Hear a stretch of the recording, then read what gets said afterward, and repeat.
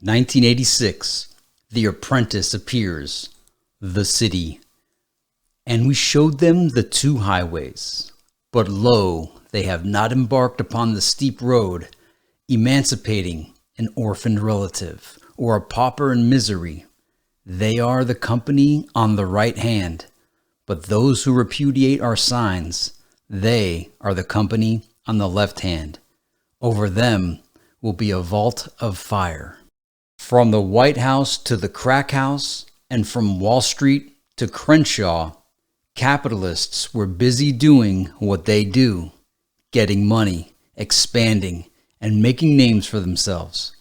But no matter how hot they get, there will never be another summer like that of '86. At least, not in our lifetime. The heat was out in force, sending cats across the nation, either up north or downstate. Lives were lost, fortunes were made, and titles changed hands as the synergy of a brave new world swept across America. Word up, she was in her zone, and you should have been there. QB, Excerpt 27. Manhattan keeps on making it, Brooklyn keeps on taking it, Bronx keeps creating it, and Queens keeps on faking it. Yeah! KRS-One played on the radio as Malik laced up his new Adidas just like Jam Master Jay would have if he'd worn laces in his. He bent down to cuff his lees. His Latigra shirt was a little young, but fuck that, he thought. 6:32 a.m. 32 minutes could have been $32. Summertime or not, he was turning in early tonight. He had to hustle harder. To Malik, the world was looking crazy. Daily, he'd hear the Arabs in the liquor store say, "You kids ain't shit." The only one they got a kick out of was Benny, and he died last year. They joked for a while about how much they missed him now that they had played out. Let them kill themselves. They're animals anyway. That's what the Italians in The Godfather said, and everyone including the animals swore by it. In the evening, when he went to the pizza parlor for a slice and a 7-Up, he'd hear the owner's son say, "You gold-teeth, gold-chain-wearing Moulignon, take your ass back to Africa." After a while, it all began to sink in. Malik was 13, going on 30. His mind was forming impressions that he'd carry with him for the rest of his life. Sirius and Fatima kept drilling it in. There's more to life than these projects. But after all their years of hard work, they hadn't found a way out. Money is the only way out, he thought, and this is how everyone is getting it. Malik wanted to be a kingpin, an American gangster like Supreme and Fat Cat, or Freeway Ricky Ross and Tommy Montana. Tommy owned a whole block, and you'd often see his 560 Mercedes or his Rolls Royce parked in front of his nightclub, or his sneaker store, or his mansion in Dix Hills. At 21, he was an inspiration to every kid in Queens. So every morning, Malik would quietly sneak into the closet, unscrew the fake Pepsi can, tuck his stash in his underwear, and go out in the hazy morning. He thought about waking Bill up, but that would cause too much fuss. He'd be out in a couple of hours. If there was one thing in his world that remained consistent, it was him and Bill, two little motherfuckers that stayed representing for each other. Death was the only thing that might come between them. Malik started through the buildings, listening to birds chirp and making sure to keep out of Miss Versi's sight. A few clockers were already out. He threw him the peace sign and kept walking, trying hard not to hate on the next man. But that was money he could have been getting. The courts were empty now, but a little later the area would be filled with 100 people in QB tournament shirts. Today was the last day of the Hoops summer games, and players from every borough would be there. Some crazy-ass dudes from the boogie-down Bronx were liable to show up even though they and QB were at war. It dawned on Malik that he'd never known a single year without war. He surmised that from overseas right down to his borough, all the wars were somehow connected. War. It was a joke. One borough against another one. This project against the other one. The cops and the agents against all of them. Shit. When it came down to it, people were at war with themselves. Malik sat on the backrest of his bench and sparked up thinking about yesterday when he and Bill had gone to see The Color Purple. Harpo. Suge Avery P. And that ain't my mama. Smack. He laughed. That shit was crazy. He wondered why they named it that. Perhaps it had something to do with purple being linked to spirituality and purification. He wondered why he was thinking about it. Maybe God was trying to tell him something right now. It had to be now, because it couldn't have been yesterday when he and Bill were pickpocketing foreigners and ripping up their green cards. He hit the blunt, slipped his headphones over his X-Clan hair, and pressed play. Got to elevate the mind. He rewound track 8 again and again as he counted along. Excerpt 28.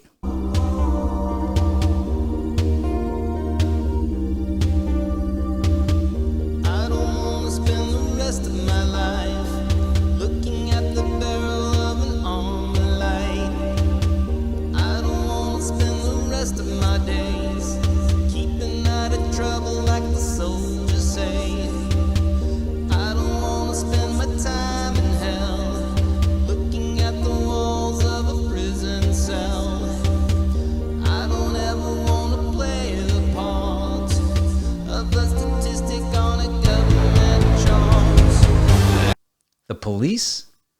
Malik hadn't seen Jake creeping anywhere, but he hadn't seen A's either until he was standing in front of him mouthing, "The police." "Where, son?" Malik jumped off the bench, paranoid and looking around. "Where they at?" A's laughed and pointed to the Walkman. Malik took the headphones off. "Yo, B, not Jake. I meant the police. You listening to their greatest hits joint, right?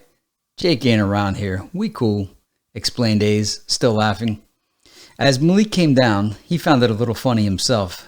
"Yeah, son, I listen to everything. I see everything, too. Just not right now," he muttered. "Yeah," A's bumped fists with him. "I like that. That's real. You keeping it real, B? Yo, I came to grab one from you." Malik tried to place his face. He was sure he'd never served him. "Come on, shorty. I know you seen me around this way before. I used to kick it with Khan and them before he got locked. A's? My wifey is Aisha out on the 40 side." Malik realized he had seen him before. He'd heard people talking about this ill-spitting god-body cat who kicks science with his lyrics. "Right, my bad. It's early. All the herb sellers still in the crib, and I ain't holding nothing but some personal. What time is it anyway?" "Almost 8. "Damn, it's that late?" Ace chuckled. "You ought to let me get some of what you got there. It seems like some kill. It's got you all in your zone." "Yeah, it is." Malik studied him one more time. He was dressed in an official Magic Johnson Lakers championship jersey with matching Converse sneakers and shorts, high-top fade, and nice-sized gold chain, a sign of respect for high rollers. Malik finally agreed. Ace paid him and broke out 2 Phillies. Malik filled them and rolled an oo-wop. Ace could tell Malik was special for his age. He wanted to see where his head was. "So who else you listen to?" "I try to take a little of this and a little of that. My pops is a musician, so I do a little jazz, a little rock. HIP, HOP is a must." They smiled. "Right now, Rakim is the man. That's the Allah of the microphone," declared A's as they slapped hands. "What's your name, shorty?" "Malik." "King, huh? Yo, you Muslim?" Malik nodded and inhaled, so deep. "Bismi Allah el-Rahman el-Rahim." "Islam's a beautiful thing," replied A's, pleased to find a brother to build with. Malik squinted. Holding his breath, he asked, "What's the pillars that hold up our building, son?" A's laughed. "You tested me? I'm the source for seekers. The earth and the moon are one, and we the suns. I only call you that if you shine like one." "I call my brother son because he shine like one." "So you tell me." "It's 5. The first is Shahada, faith in one God and the beloved of God. Second is Salat, prayer, toward the east 5 times a day. Third is Zakat, charity, purification, and growth. The fourth is Psalm, fasting for closer union with Allah. And the 5th is Hajj, the trip to the Kaaba, or the square house, during the 12th month. A's was impressed and clapping his hands. Okay. You know a little something. So who's the beloved of God? Well, the Prophet Muhammad, the joy of creation, answered Malik. He'd been studying, and before Ace could ask, he bowed toward the east and hit him with the knowledge. Muhammad, born around 570 in Mecca, the jewel. They call it that because the white stone that turned black because of man's sins, that's where it is, and that's where Hagar gave birth to Ishmael. Muhammad was orphaned around 6. Then he went to live with his grandfather. When he died, he went to live with his uncle Talib. Malik stopped. Man, that had to be rough, you know? Ace was puffing on the Philly. He bobbed his head. Yeah, but he was destined for big things. The angels said it. And when he was around 12, a Christian monk prophesied it too. Malik took over. Right. So when he started hustling with Talib, he met this vet named Khadijah. They got married, had some children, and then, when he was around 40, the angel Jibril came to him on Mount Hira and told him to recite. Muhammad asked, "What shall I recite?" And Jibril said, "Recite in the name of thy Lord." But he was flipping out because he didn't know how to read or write. So he went to wifey and she told him to talk to her cousin, I forgot her name, Waraqua. Word, that's it. After he told her the deal, she told him that his messages had to be coming from Allah. So he'd go into these trances where these verses would just come to him and his peeps would write them down. Later on, the verses, 110 or 114, depending on the translation, became the Holy Quran. He started teaching submission to Allah around 613, and in 620, he had another true vision. This time, Jibril sent him to Jerusalem. From there, he rode on a winged stallion all the way to heaven. By 622 AD, the year the Muslim calendar starts, a lot of the leaders in Mecca got fed up with him and ran him off to Yathrib or Medina. That's where Islam really took off. Muhammad made a few calls, gathered an army of around 10,000, and in 630, they rode into Mecca and took their shit back. The Meccans had all kinds of idols and false gods at the Kaaba until he came in and cleaned that shit up. Then he told all believers in Islam to pray toward the Kaaba instead of toward Jerusalem. After that, he forever closed the city to non-believers. He died 2 years later in 632. That's when all the trouble started, said A's. They gave each other a pound and hit the blunt. It's been said that Muhammad died without appointing a successor. In his final days, his father-in-law, Abu Bakr, led Salat, a man of high character and one of Muhammad's earliest converts. Bakr was responsible for bringing many nobles from Mecca over to Islam. He was elected caliph and ruled until his death in 634, when he appointed Omar as leader of the Abbasid Caliphate. Since then, they have come to be known as Sunni Muslims. Both Abu Bakr and Muhammad's cousin Ali had been with him on the first Hajj in 622. Supporters of Ali, the fourth and last of the righteous caliphs, believed that Muhammad chose him as successor, and they refer to sources which state the same. In Muhammad's first public sermons, he is reported to have said, "Ali is my brother, my executor, and my successor among you. Hearken unto him and obey him." Ali was the second Muslim convert following Khadijah and was married to Muhammad's only surviving child. Their bloodline is known as the Imams, or people of the house. They are the Fatimid Caliphate and more commonly known as Shiite Muslims. Malik known he'd passed the test and began asking his own questions. "So what are you?" "I follow the heirs to the ilm," said Eyes. "But I ain't a 7er or a 12er. I'm a 5er. Yeah, Khan used to rep them too. I asked Fish what they were all about, but he never said. That's because he ain't know. Yo, I heard what that cop Rocky did to him though. That shit was fucked up. He was cool. Walk this way." Malik jumped off the bench and pointed to the scene of the crime. It happened right over there. Wasn't no accident either. He had the chokehold on him, trying to get him to cough up his work. Turned him to vapors right there in front of everybody. Malik looked around before he served another customer. "Life's a bitch, ain't it?" "For real," said Eyes. You never know when you're gonna go. They stayed silent for a few seconds until Malik's curiosity got to him. So what about fivers? We teach science, supreme mathematics, and supreme alphabet, explained Ayaz.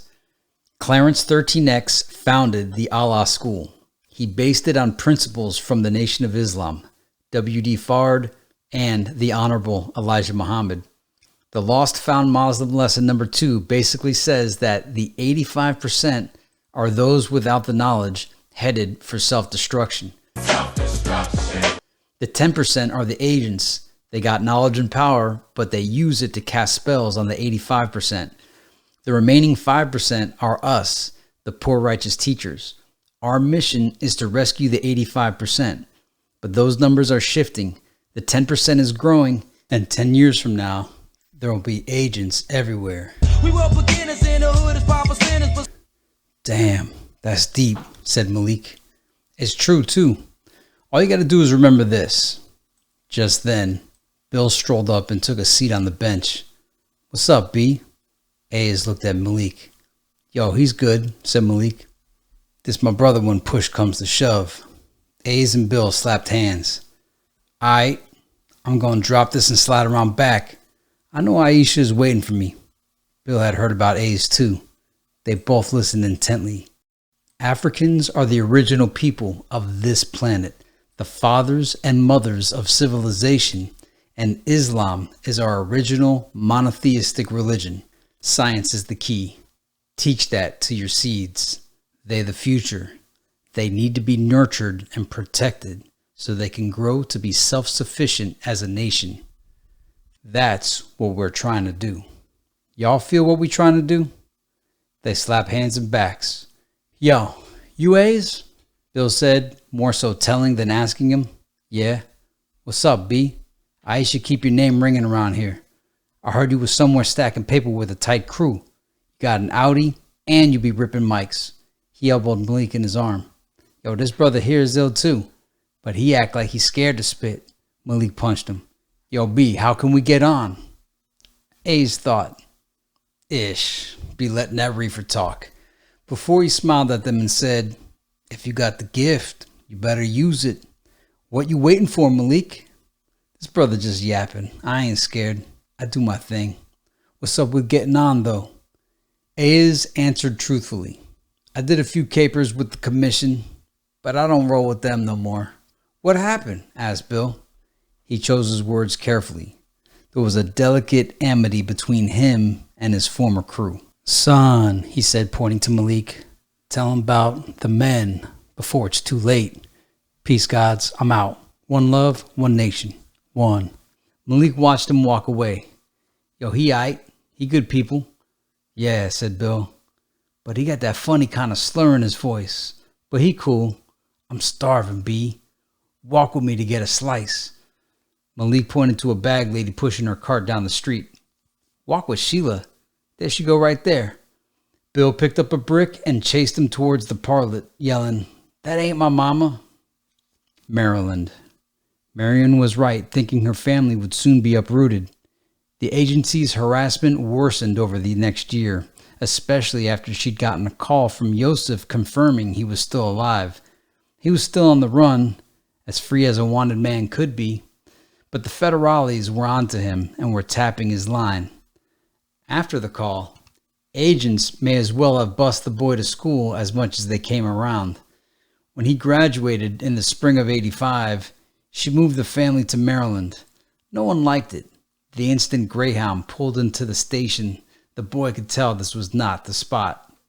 Despite bad memories, all the blocks from 112th and 7th Avenue to 183rd and Morningside were his.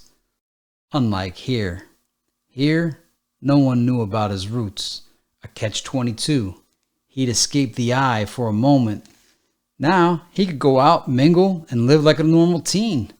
That's when he realized that his family wasn't the only one struggling.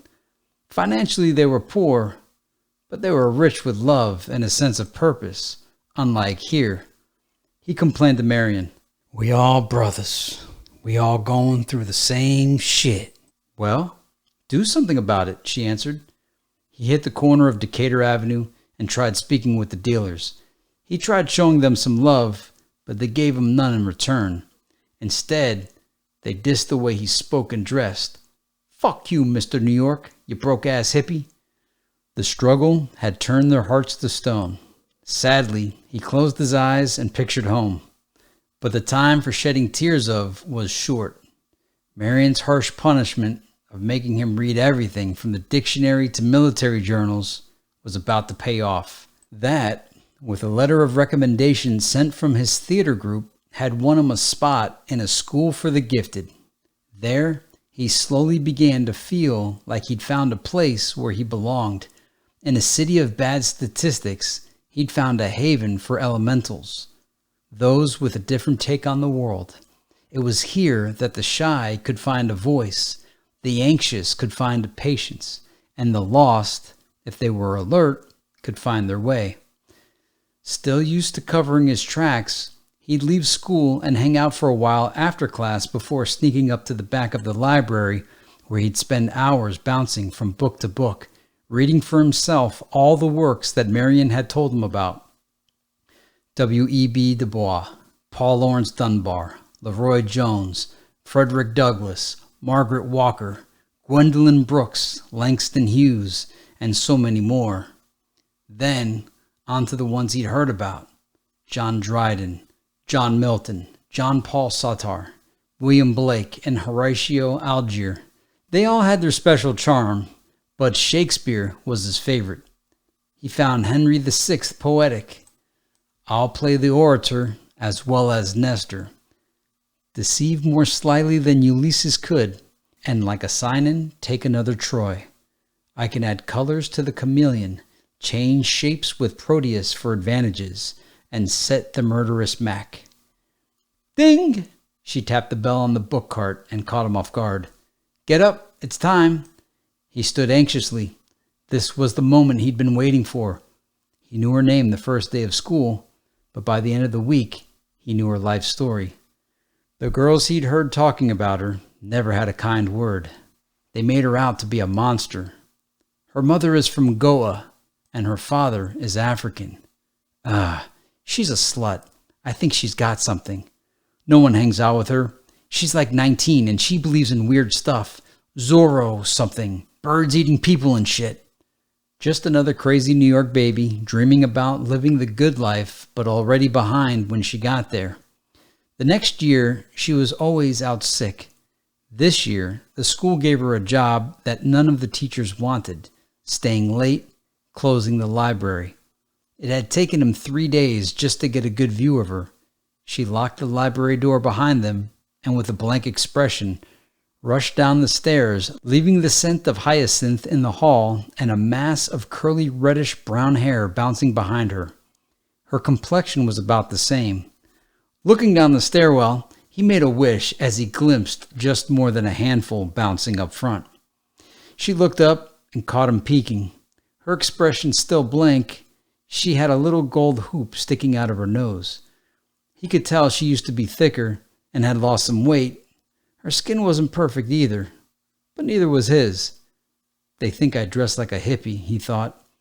If beauty was in the eye of the beholder, he was sure he'd seen it hers when theirs met. To him, she glowed like an angel with broken wings. She'd been staring at life through an empty shell. She was fading fast, and somebody had to stop her. "Why are you always reading this stuff?" She closed the book. Sir Francis Bacon. "First, let me make sure you're really here." He held her hand and rubbed his fingers over her bitten nails. "Damn," he said sarcastically. "You actually talking to me today." She smacked her lips.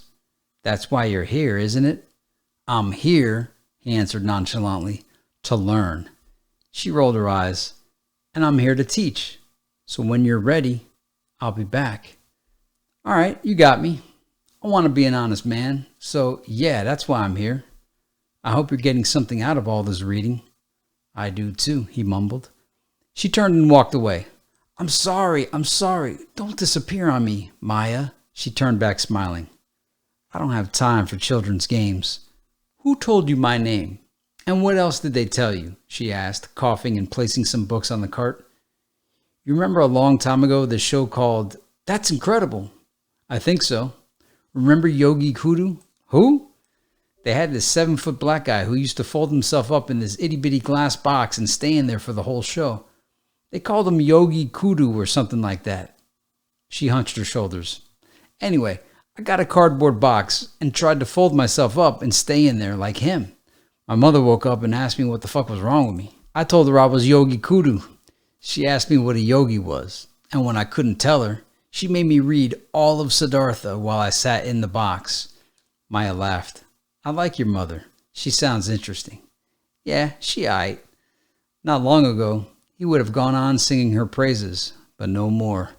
The last time was at the interview to get in here. So what should I be reading? Something lighter, she said. You always pick the heavy stuff. Look how big this book is. He placed it in the cart for her. Thanks. Your story was cute, but you're still playing. I asked you who told you my name, not who told you what it meant. I ain't playing. You know how people talk. People should mind their business. What else did they say? All kinds of wild shit. It would take me 1001 nights to tell you all the stories going around about you. She pointed to her watch. The swatch is ticking. Let me hear one now, and we'll see about the other 1,000. Okay, let's see. They call you the Black One. They say you're a monster and that you drink blood. Rumor is you could swallow a man in one gulp. You used to be a dancer out in Cali until you almost killed your husband. Now you're running from him. That's why you came here. She laughed and coughed some more. Close, she joked, but I've never been to California. I heard ain't nothing like it. I'm from New York, near Broadway and the Avenue of the Americas. Stop bullshitting, he nearly shouted. Me too. I'm from Harlem, the Bronx, all over. I know all about you. How? People talk. Tell me something about me then. They took their seats and she bent forward, gently opened his hand, and rubbed her fingers across his wrist and palms before she said, You're a seeker, an explorer of everything. You're volatile too, but that's because you're sensitive and you try to hide that side. You like danger. You're forever talking about getting riches and bitches, but I don't think you really know what you want. I think you're lost. But trust me. She breathed deep and closed her eyes. You're barely 15. There's still time for you. When you learn some patience, it'll all come back. She exhaled and opened them. And you're in love with that skinny little girl you're always with. Cynical. The boy snatched his hand away. This chick ain't right. But of course, she was. He'd met Cynical the first day of class. Pretty and petite with chiseled features. She wanted to do anything. Dance, act, sing. When she needed a partner for a class project, doing a music video, she picked him and the song. Yo, that song is corny. But she insisted. He figured she had a crush on the artist or something. No matter. Anything to be near her. Months passed. She became his conception of love. He wrote poetry to her. She read poetry to him. They shared commonalities. 2 poor black kids in a school that catered to rich white ones. Her father was gone, and so was his. When Marion left New York, Ego was locked up. She never wrote him or told him where she went. New Year's Day 1986, some friends called and told Marion that he died from a broken heart. He and Cynical could relate to each other, but her friendship came with conditions. That's just my homie, he said to Maya. Ain't nothing going on between us. The way you act when she's in here? I don't know. I think you'd get with her, if she was feeling you. The boy was embarrassed and lowered his head. Why don't you just find somebody else? A lot of the girls here think you're cute. They say you've got nice eyes and a nice smile. They're right. He flashed them both before rushing to Cynical's rescue. You don't understand Cynical. She's looking out for me. She's forever telling me how I need to get my shit together, sign up for this and enroll in that. She's always on my ass about my smoking and drinking. I remember one time I showed her a picture of this girl I liked when I lived in the Bronx. He laughed hesitantly. She talked about the girl so bad. She said that I'd do better if I got straight. He imitated cynical. A real woman wants someone that's doing something with their life. And until you do, those are the kinds of tramps you'll get. She's right too. I gotta get paid because all that cute shit doesn't mean nothing if you ain't got no car or no ends. That's all the females around my way care about. Fuck that sensitive good looking shit. Unless you got jacks like LL or something. The boy stood up. Look at me. I'm stone broke. I stay on the bus. And I'm skinny as fuck. I ain't shit. That's one reason I spend so much time in here. What else I'ma do? Maya looked him in the eye. What is your reality? She asked. When you dream, what do you dream about? The boy thought for a moment, then something came over him. He got angry. His eyes narrowed, and he spit his answer out. Nothing! When I sleep, I don't dream no more. I ain't got time for that shit. I gotta make a living. That's why my family is where we at now. 'Cause of a fucking dream. My mama used to tell me about all the dreams her and her friends had about equality and independence. The American dream, he snickered. Man, we got suckered. She had me believing in that shit for the longest. But this a white man's world. It says it right there in the Constitution. Endowed by their creator with rights to life, liberty, and the pursuit of happiness. And when those men talk about governments are instituted among men, deriving their just powers from the consent of the governed, that shit don't apply to me. If we the ones being governed, why we couldn't even vote on it till 20 years ago? And the most fucked up part of the dream, the shit about whenever any form of government becomes destructive of these ends, it is the right of the people to alter or to abolish it and to institute a new government. It is their right. It is their duty to throw off such government and to provide new guards for their future security. Please don't you believe it. My mama believed that shit, and look at her now. She cries all the time and dreams with her fucking eyes open. Clenched fists held back his tears. I love my people, but damn, we gotta use our brains before we all be some victims. He was angry and hurt. He'd been lied to and felt abandoned. Maya fell for him. The sun was shining brightly outside the library window, but inside, she'd opened Pandora's dark box. What's done is done. I can't take it back. She watched him dry his eyes. Then she picked up her chair and sat it behind his. He tried to rise, but she pressed down on his shoulders as she straddled her seat. Shh, sit down. I'll take it from here. She massaged his shoulders and told him a story to ease his troubled mind. Normally, I keep to myself, but I think we've both said a little too much today. So here it is. My mother's Indian, a Hindu from a lower caste family. I don't really know much about my father.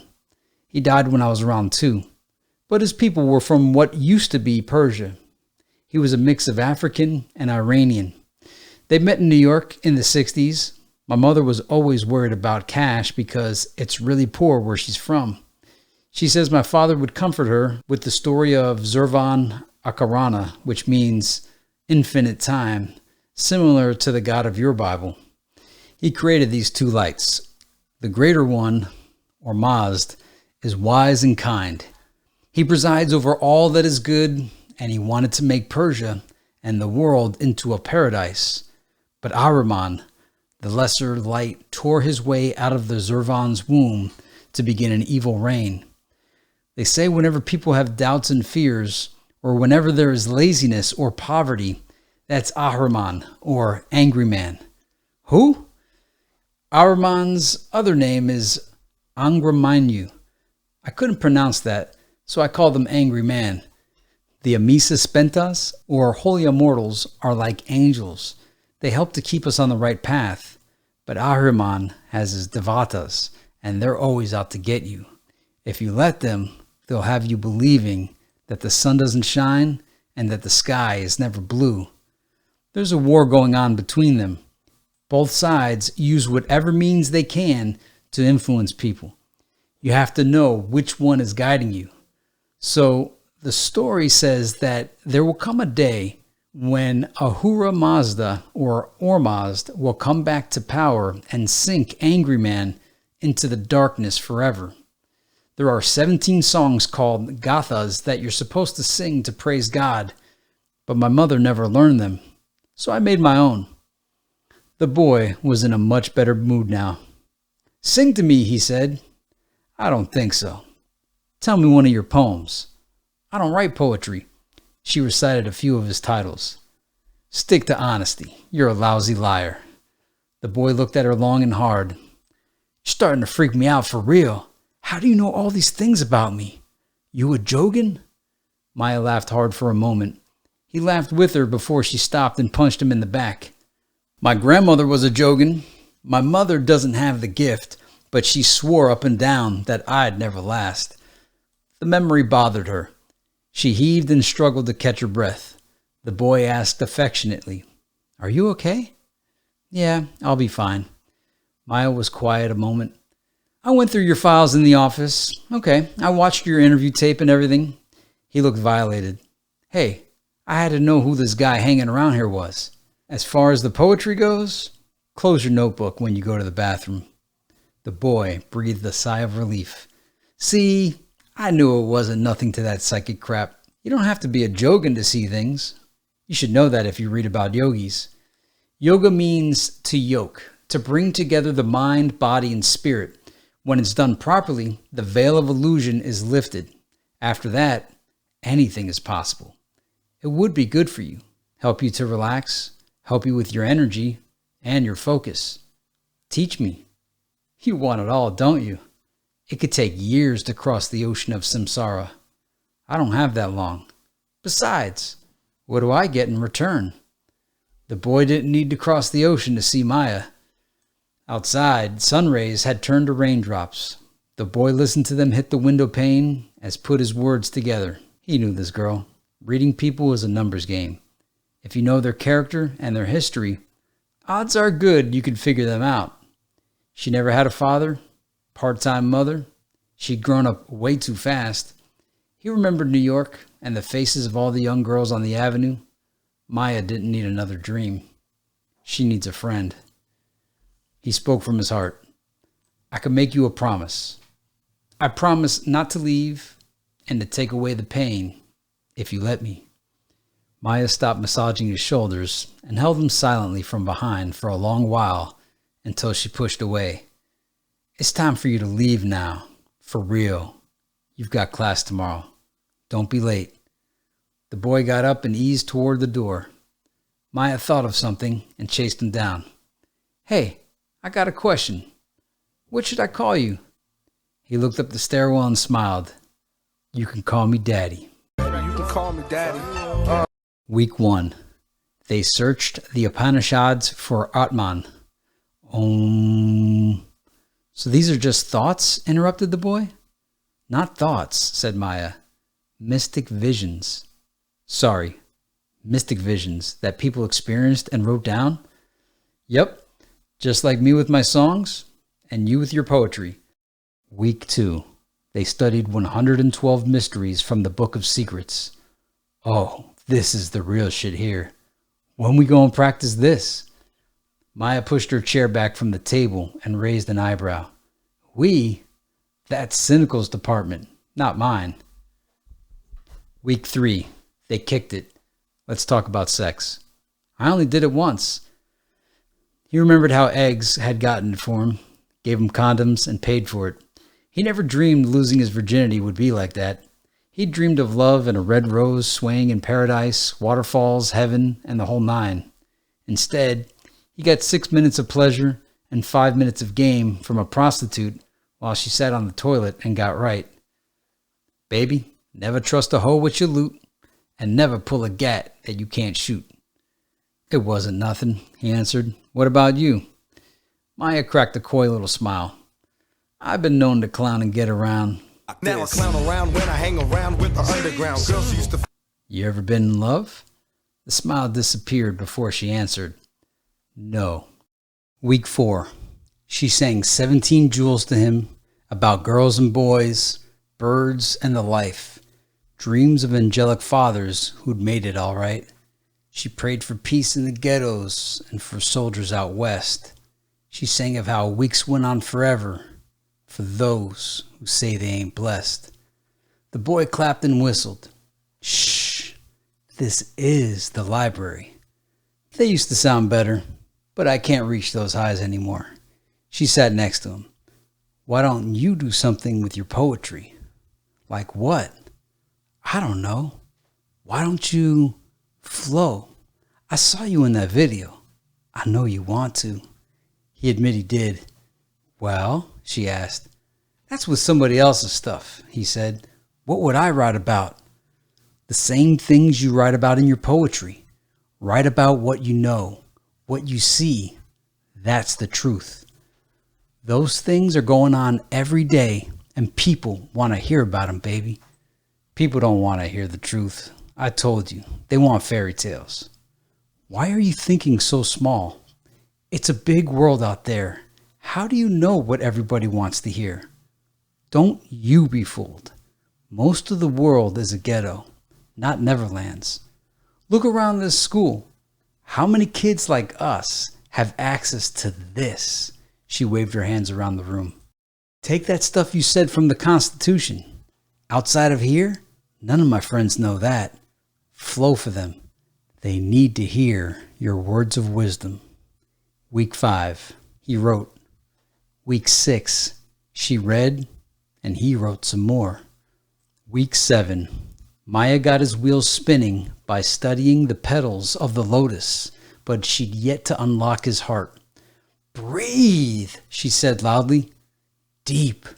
Expand your chest. Hold it. Hold it. Don't let it out. The boy's eyes bulged. His chest was about to explode. Then his lungs fizzled oxygen like an untied balloon. Maya sighed. All this will be for nothing if you don't learn to breathe.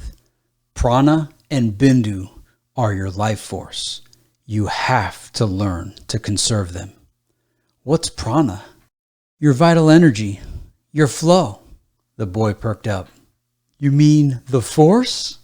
Maya rolled her eyes and kept talking. Every culture has a version of it. In parts of Africa, they call it Mulungu. Christians call it the Holy Spirit, but it was discovered in India where it's called prana. Hatha Yoga teaches life is the period between one breath and the next. A person who only half breathes, only half lives. He who breathes correctly acquires control of the whole being. Maya shook her head, disappointed. All your smoking is killing you. The boy looked. I know you ain't talking. Maya smiled. I don't smoke cigarettes, though. Thank you. Come again.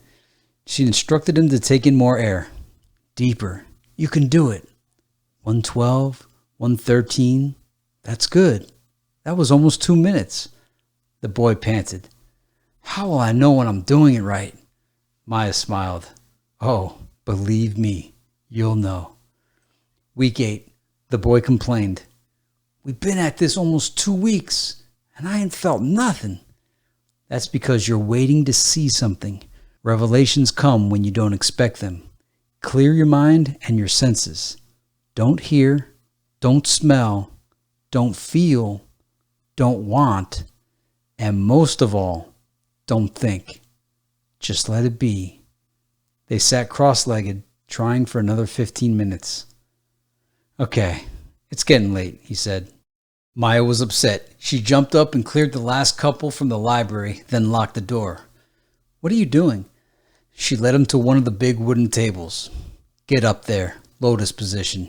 He climbed on the table. It's a shame when somebody wants more for you than you want for yourself. She put a tape in the deck. Pink Floyd's Shine On, You Crazy Diamond. Excerpt 29. Remember when you were young, you shone like the sun. Shine on, you crazy diamond. boy tried to talk. Shh, breathe and stay calm, said Maya. Whatever happens, I'm with you. She circled the table, contracting her abdomen with air from deep within and holding it in her cheeks. Psst. She continued blowing it out slow and steady until a blue mist hung like a cloud around the boy's head. He pulled it in through his nostrils and down into his own stomach as she said softly,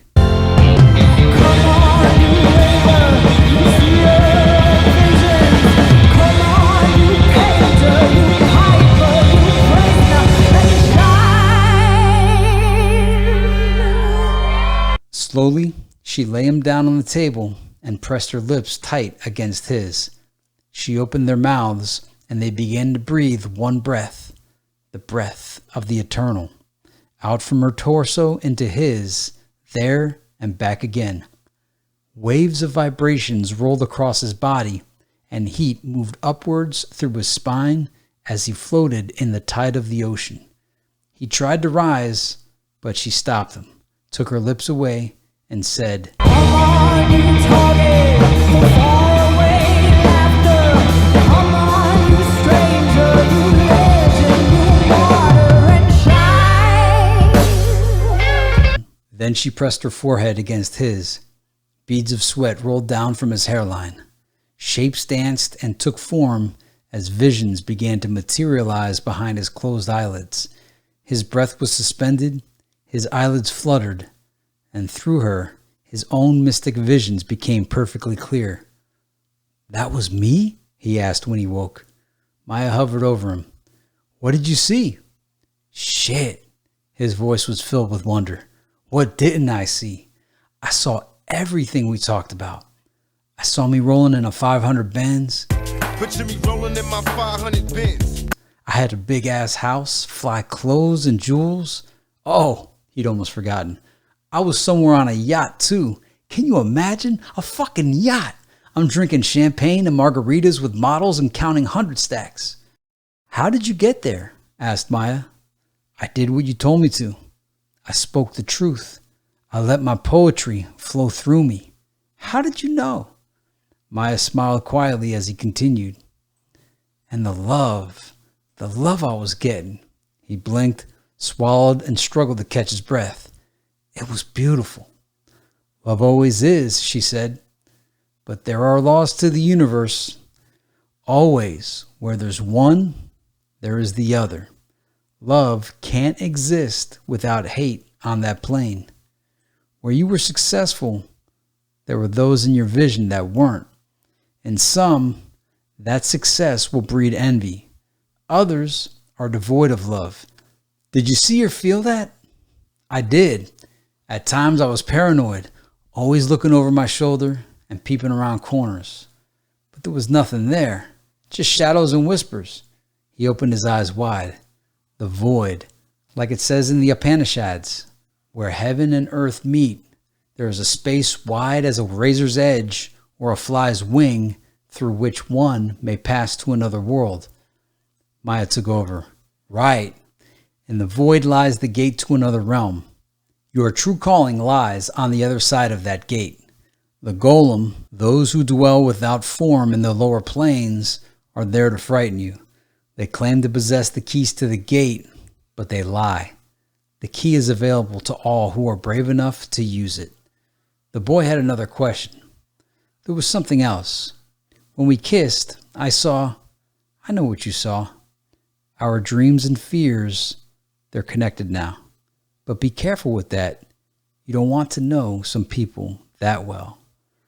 1.5 weeks later, Cynical's chest heaved up and down as she listened to the boy's plea. I swear we ain't doing nothing. I'm going to prove it to you. Before you get home, I'll prove how serious I am about you. How much I love you.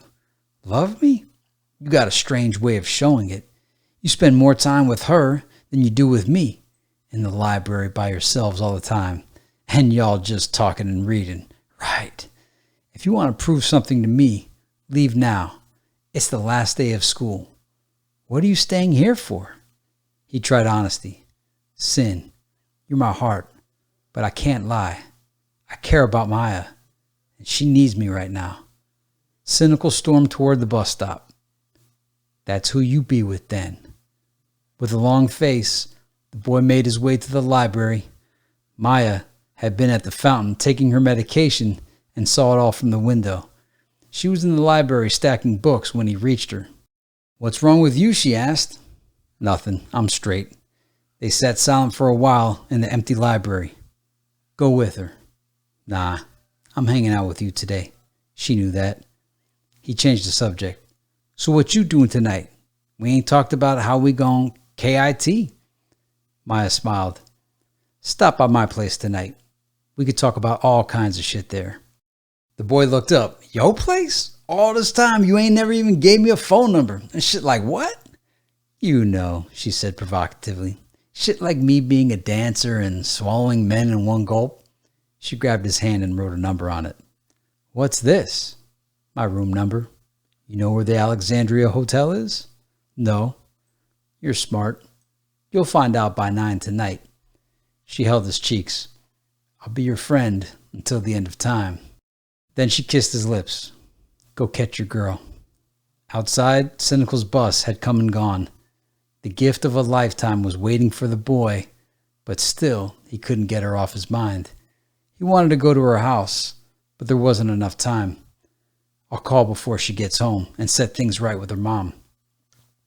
At home, he spent more than an hour putting his outfit together.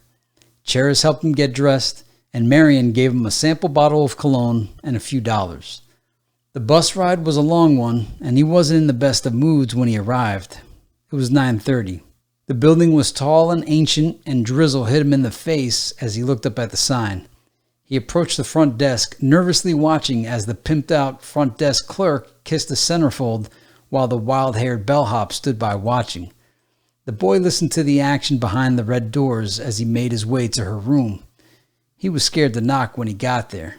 Inside, he heard qawwali music playing as the scent of chamomile and lilac seeped under the door. He checked the hall. It was empty. He kneeled and peeked through the keyhole. The inside was decorated in rich velour. He watched Maya close the curtain. She took off her shawl and laid it on the couch.